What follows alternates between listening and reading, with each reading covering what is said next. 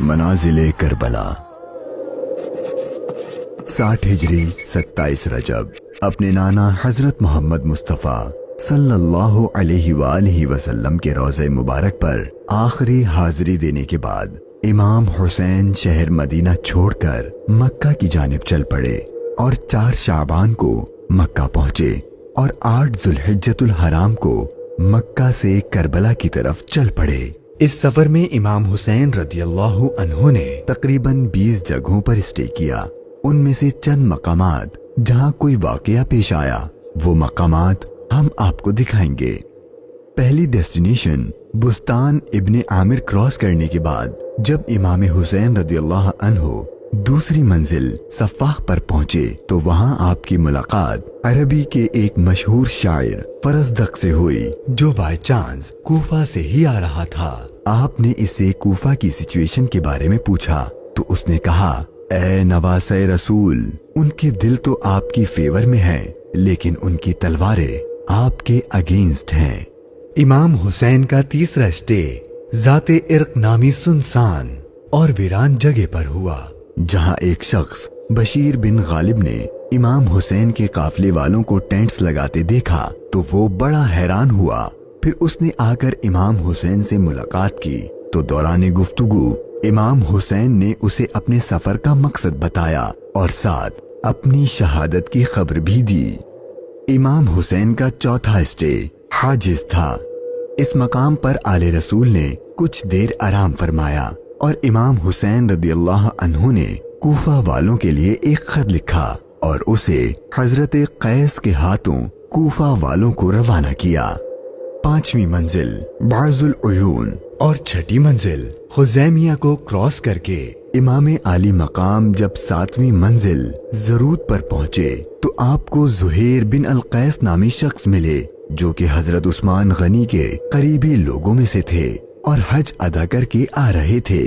उसने जैसे ही इमाम हुसैन से मुलाकात की तो उसने अपने घर जाने के बजाय इमाम हुसैन का रफीक सफर बनने को प्रेफर किया। 8वीं मंजिल सालिबिया पर एक गमनाक इमाम हुसैन के इंतजार में थी। यही वो मकाम था जहां आपके चचाजाद भाई हजरत मुस्लिम बिन अकील और उनके 2 बेटों की शहादत की दर्दनाक खबर मिली। इस पर आपने खुतबा इरशाद फरमाया और हालात की संगीनी से काफले वालों को आगाह कर दिया ताकि कोई जाना चाहे तो चला जाए, लेकिन आपके साथ सफर शुरू करने वालों में से किसी ने पीठ न फेरी। मुश्किलात में इजाफा और जर्नी डिफिकल्ट होती जा रही थी क्योंकि इब्ने जियाद गवर्नर कूफा को इमाम हुसैन के आने की खबर मिल गई थी और उसने अपने बहादुर और माहिर कमांडर हुर को 1000 का लश्कर देकर इमाम हुसैन को गिरफ्तार करने भेज दिया। इमाम हुसैन जुहाला, बतने उकबा और शराफ से गुजरने के बाद जब 12वीं मंजिल सुरात पहुंचे तो आपका सामना हुर और उसके 1000 के लश्कर से हुआ। इस रेगिस्तानी इलाके में हुर और उसके लश्कर वालों का प्यास से बुरा हाल हो चुका था और उनके पास पानी भी नहीं था तो इमाम हुसैन ने उनको अपने हाथ से पानी पिलाया। फिर आपने उनके सामने तकरीर की और जब आप जोहर की नमाज पढ़ने के लिए खड़े हुए तो आपके काफिले वालों के साथ हुर के लश्कर ने भी आपके पीछे नमाज पढ़ी। 13वीं मंजिल कादसिया, ये है टर्निंग पॉइंट। इमाम हुसैन रदियल्लाहु अन्हु को जाना तो कूफा था लेकिन आपने रास्ता तब्दील कर दिया और आप करबला की तरफ चलना शुरू हो गए।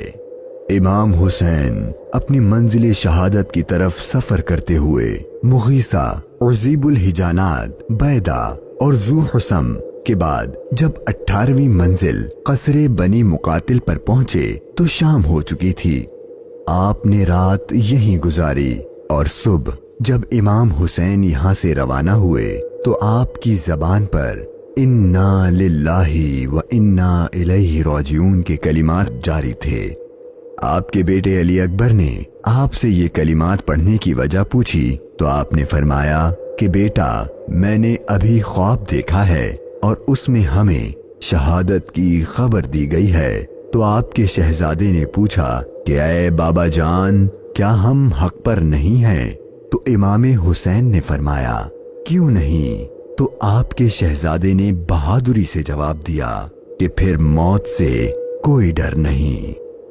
इमाम हुसैन का सफर शहादत, सफर बकाए इस्लाम अपने एंड को पहुंचने लगा था। बस 2 स्टॉप बाकी थे और वो सारी बातें हकीकत होने वाली थी जो बचपन से आपकी शहादत